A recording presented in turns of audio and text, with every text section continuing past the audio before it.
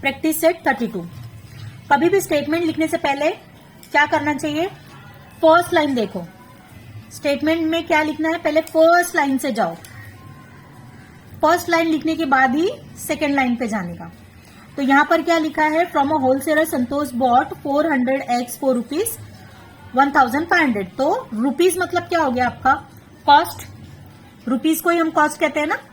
तो हम क्या लिखेंगे, cost price of 400 eggs is equal to कितना दिया है, 1,500। तो कभी भी स्टेटमेंट लिखना है तो पहले क्या करेंगे, हम फर्स्ट लाइन से स्टार्ट करेंगे लिखना। मैं सेम यहीं से देखकर लिख रही हूं स्टेटमेंट। कॉस्ट, रुपीज का मतलब होता है कॉस्ट, तो लिखेंगे cost price of 400 eggs is equal to कितना दिया है, 1,500। सेम लिख रही हूं मैं यहां से ही।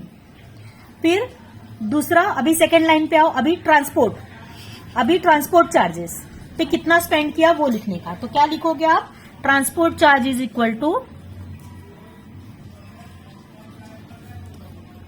जो भी दिया है स्टेटमेंट में पहले लाइन वाइज जाना है। कितना स्पेंड किया ट्रांसपोर्ट चार्ज पर उन्होंने, 300 रुपीज।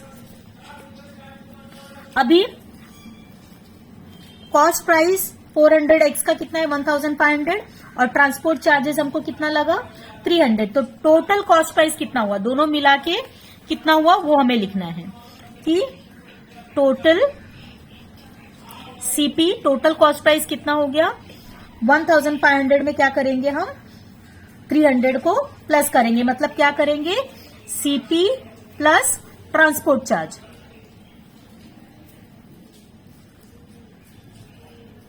तो हमारा सीपी कितना है, 1,500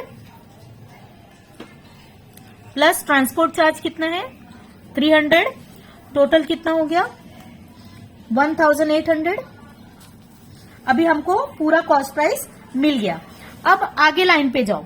इतना हमने ट्रांसपोर्ट तक का हमने स्टेटमेंट कंप्लीट कर लिया, ट्रांसपोर्ट तक का लिखकर। अब क्या हुआ, आगे की लाइन पे जाओ। कितने एग्स गिर गए, 50 eggs fell down and broke. 50 eggs गिर गए और गिरकर टूट गए। तो अब क्या करोगे आप, आगे का स्टेटमेंट लिखोगे, 50 eggs fell down and broke.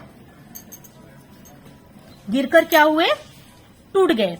तो आप क्या करोगे, अब इसमें माइनस करोगे। कितने एग्स थे पहले, 400 थे, उसमें से कितने गिर गए, 50 गिर गए। तो कितने बचे, 350 eggs ना। तो क्या लिखोगे आप कि 350 eggs लेफ्ट नाउ। क्योंकि पहले हमारे पास कितने थे, 400 eggs थे, उसमें से अगर 50 eggs गिर के टूट गए तो हमारे पास कितने बचे, 350 eggs। अब सेलिंग प्राइस ऑफ एग कितना है, सेलिंग प्राइस ऑफ 350 eggs। कितने बचे थे, 350 eggs ना।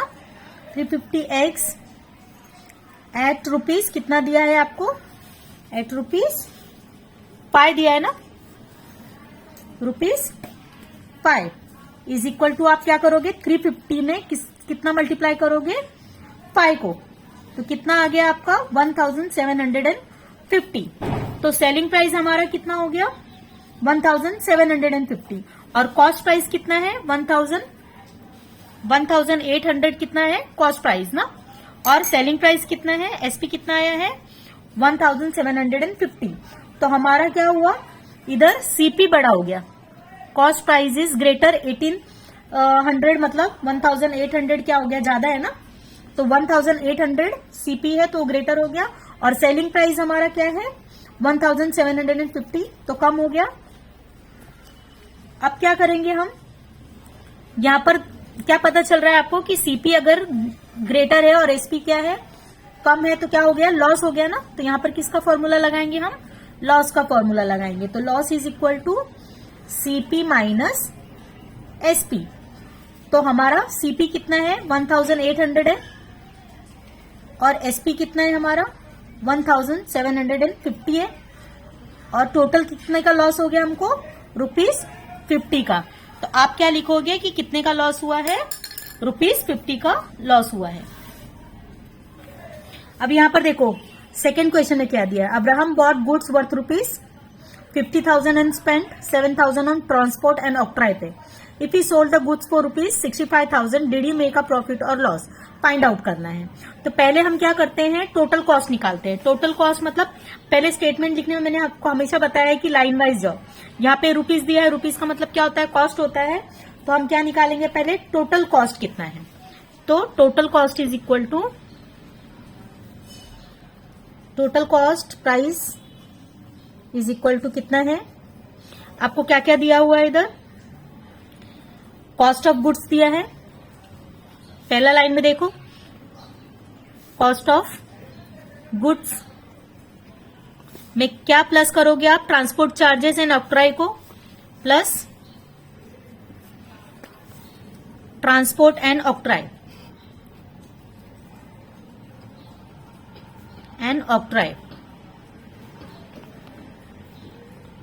ट्रांसपोर्ट एंड ऑक्ट्रॉय को क्या करेंगे हम, कॉस्ट ऑफ गुड में प्लस कर देंगे. तो हमको टोटल कॉस्ट कितना हुआ मिल जाएगा. तो कॉस्ट ऑफ गुड्स कितना दिया है, यहां पर 50,000 दिया है. तो 50,000 plus transport charges and octroi charges कितना दिया है, 7,000 हो गया. टोटल कितना हो गया, 57,000. तो हमारा टोटल कॉस्ट क्या हो गया, टोटल कॉस्ट है 57,000. अब सेलिंग प्राइस कितना दिया है, यहां पर क्या बोला है, सोल्ड. सोल्ड का मतलब क्या हो गया आपका, सेलिंग प्राइस. तो आप क्या लिखोगे, द सेलिंग प्राइस कितना है, इज रुपीज 65,000 दिया है, 65,000 रुपीज. अभी सेलिंग प्राइस कितना है, 65, और आपका कॉस्ट प्राइस कितना है, सेलिंग प्राइस 65,000 है और कॉस्ट प्राइस 57,000 है. बड़ा कौन है, सेलिंग प्राइस ना, ग्रेटर कौन हुआ, सेलिंग प्राइस, और कॉस्ट प्राइस क्या है आपका, कम है. तो जब कभी भी इतना याद रखने का कि जब कभी आपका सेलिंग प्राइस ज्यादा है और कॉस्ट प्राइस कम है तो क्या हो जाएगा, आपको यहाँ पर प्रॉफिट हो जाएगा. क्योंकि कॉस्ट प्राइस हमने 57,000 देखा है ना, कम है ना, और सेलिंग प्राइस यहाँ 65,000 है तो प्रॉफिट हो गया. तो यहाँ पे फॉर्मूला किसका लगाएंगे हम, profit is equal to SP minus CP. Selling price में से क्या करेंगे हम, कॉस्ट प्राइस को माइनस कर देंगे. सेलिंग प्राइस हमारा कितना है, 65,000 माइनस कॉस्ट प्राइस हमको कितना मिला है, 57,000. टोटल कितना हो गया, 8,000. तो अब्राहम को कितने का प्रॉफिट हुआ, प्रॉफिट इज इक्वल टू कितना का प्रॉफिट हुआ है उसको, 8,000 का प्रॉफिट हुआ. क्वेश्चन 3 को भी आपको सेम इसके जैसा ही है, करो. अगर आपको फिर भी कुछ इश्यू प्रॉब्लम होता है तो कमेंट करो, मैं इसको वापस से एक्सप्लेन कर दूंगी, बट आप ट्राई करो. अभी क्वेश्चन नंबर 4 देखते हैं हम लोग. यहां पर देखो क्या दिया है, Kusumtai bought 80 cookers at ₹700. Transport cost दिया है और उसको if she wants a profit of ₹18,000 what should be the selling price per cooker. चलो इससे पहले हम क्या करते हैं, फाइंड आउट करते हैं. रुपीज मतलब क्या हो गया, कॉस्ट. तो हम यहाँ पे स्टेटमेंट में क्या लिखेंगे, स्टेटमेंट सेम यहीं से लिखना है. पहले क्या लिखेंगे हम, कॉस्ट प्राइस ऑफ 80 कुकर कितना है, ₹700 ईच. कितना दिया है, 700 दिया है. तो यहां पर हम क्या करेंगे, 80 को 700 में मल्टीप्लाई करेंगे. 80 कुकर्स कितने रुपीज में उसने, कॉस्ट प्राइस कितना है, 700 में मल्टीप्लाई करेंगे. तो आंसर इज इक्वल टू कितना हुआ, 56,000. अब ट्रांसपोर्ट कॉस्ट, नेक्स्ट लाइन पे आओ. ये पहला हमने कर लिया, स्टेटमेंट में लिख लिया फर्स्ट लाइन को. अभी सेकेंड लाइन पे आओ. ट्रांसपोर्ट कॉस्ट कितना दिया है,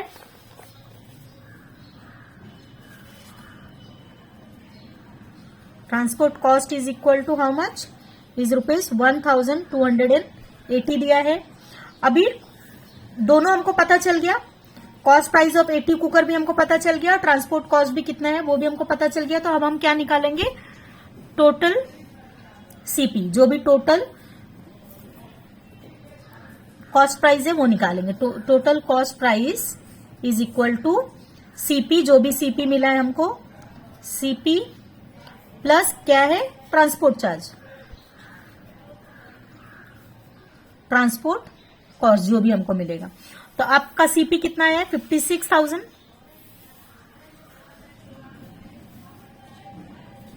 प्लस कितना करोगे आप, ट्रांसपोर्ट कॉस्ट को उसमें प्लस करोगे तो आपको पूरा टोटल कॉस्ट मिल जाएगा। टोटल कितना हो गया, 57,280। अभी उसको कितने का चाहिए, she wants a profit of rupees कितना, 18,000 ना। क्वेश्चन में क्या दिया है, she wants a profit of rupees 18,000। तो आप सेम इसी को स्टेटमेंट लिखोगे, she wants a profit of rupees 80,000। अभी क्या करना है हमको, सेलिंग प्राइस पर कुकर पूछा है ना आपको, सेलिंग प्राइस पर कुकर मतलब कितना, 80 कुकर्स है ना यहाँ पे टोटल। तो पहले क्या लिखोगे आप, सेलिंग प्राइस ऑफ 80 कुकर्स कितना है, 80 कुकर्स हमने निकाला है ना इधर, 80 कुकर्स का कितना हुआ है, 57,280 ना, 280 प्लस क्या करोगे आप, जो प्रॉफिट है उसका कितना है, 18,000 है ना, plus 18,000 is equal to total कितना हो गया, 75,280। अभी 80 कुकर का सेलिंग प्राइस कितना मिला हमको, 75,280। 80 कुकर्स का सेलिंग प्राइस कितना मिला हमको, 75,280 मिला ना हमको। तो 1 कुकर का कितना होगा, 80 कुकर्स का 75,200 है, तो 1 कुकर का कितना होगा, 1 कुकर का आपको फाइंड आउट करना है कि कितना होगा। तो आप क्या करोगे, 75,280 को किससे डिवाइड करोगे, 80 कुकर से। अभी सिंपली आप क्या करो, पहले 0 को कट कर दो।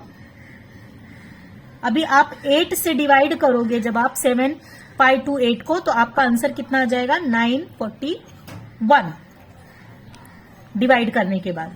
तो सेलिंग प्राइस ऑफ 1 कुकर कितना मिल गया हमको, SP of 1 cooker is equal to कितना हो गया, इज इक्वल टू 941। 5 और 6 सम भी इसी तरह से है। आप इसको भी ऐसे लाइन वाइज स्टेटमेंट, एक लाइन का स्टेटमेंट होने के बाद दूसरी लाइन पर जाना और सेम इसी में से देखकर ही आपको स्टेटमेंट लिखना होता है। फिर भी आपको कुछ डाउट रहे तो आप कमेंट करके पूछ सकते हैं।